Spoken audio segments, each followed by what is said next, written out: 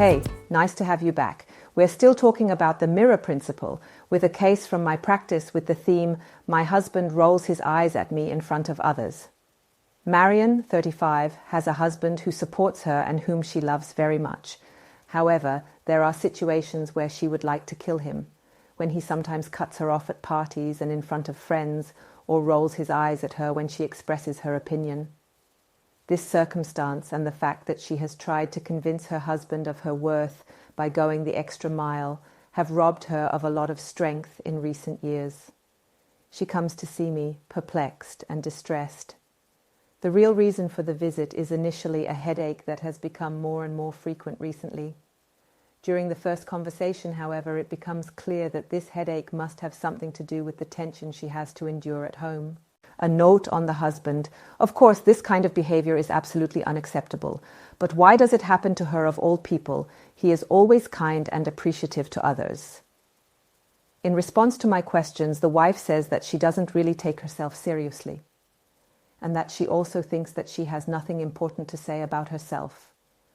Do you notice anything? The mirror again. When I explain this mirror principle to her, she is extremely impressed and immediately takes it to heart. What happened next? Marion takes coaching lessons and attends self-awareness courses.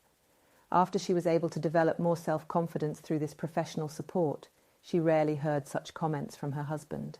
What can you take with you? If you are open to this topic and want to learn something about your own life, you only need to look at everyday life, at work, in relationships, in the family, wherever people relate to each other.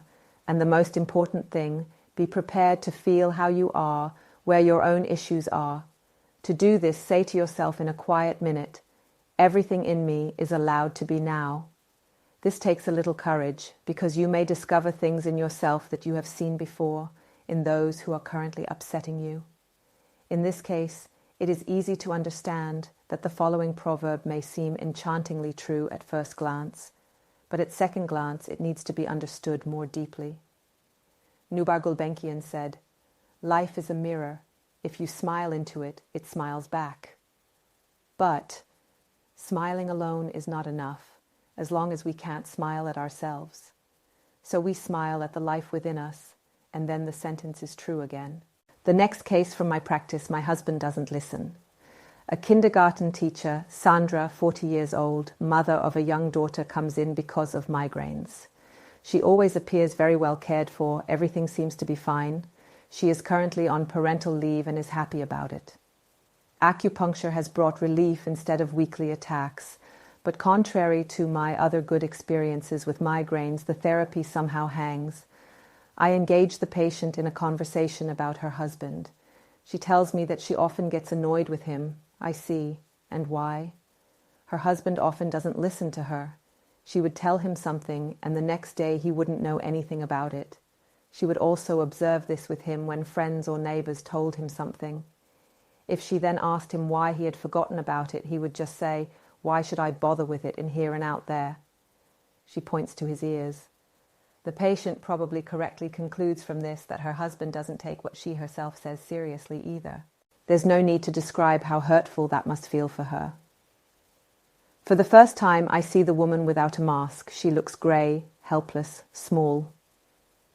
My question doesn't really get through to her at first. How important do you take yourself? She seems surprised. Me, myself? As if she had never heard that she could even exist, that she was someone important to her and someone she had to take care of. The conversation that follows puts her on the right track. She was the only daughter of her then very young mother, who spoiled her very much. In return, she thanked her great friend, as she called her mother, by behaving well, being sensible and conforming. So she had never really learned to look after herself, let alone feel what she really needed. What happened next? The rest of the treatment went very well. Sandra started reading, took coaching sessions, and developed one thing above all, a great willingness to change herself. Very soon she no longer needed to have migraine attacks. Migraine is something very aggressive in terms of its expression. We can assume that the kindergarten teacher, in her need for harmony, expressed her pent-up aggression through migraines.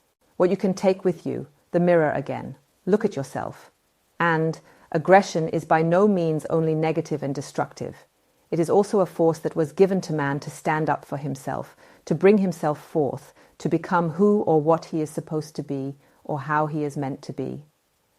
Aggredi means to approach something, to go towards someone.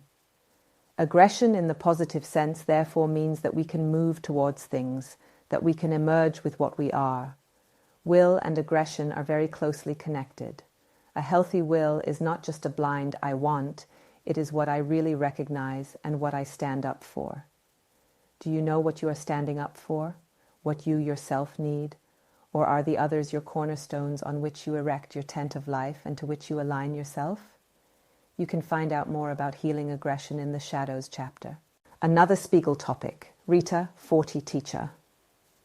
She stands for many other women who complain, "My husband, boyfriend, colleague is so distant."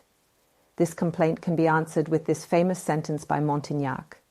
There is as much distance between us and others as there is between us and ourselves. So how close are we to ourselves? You're probably wondering why I'm leaving men out of this lament. Most men don't put such feelings into words. That's why I've never heard a complaint like this from men in 30 years.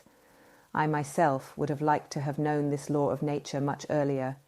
The other person reads you and mirrors your attitude about yourself with his behavior.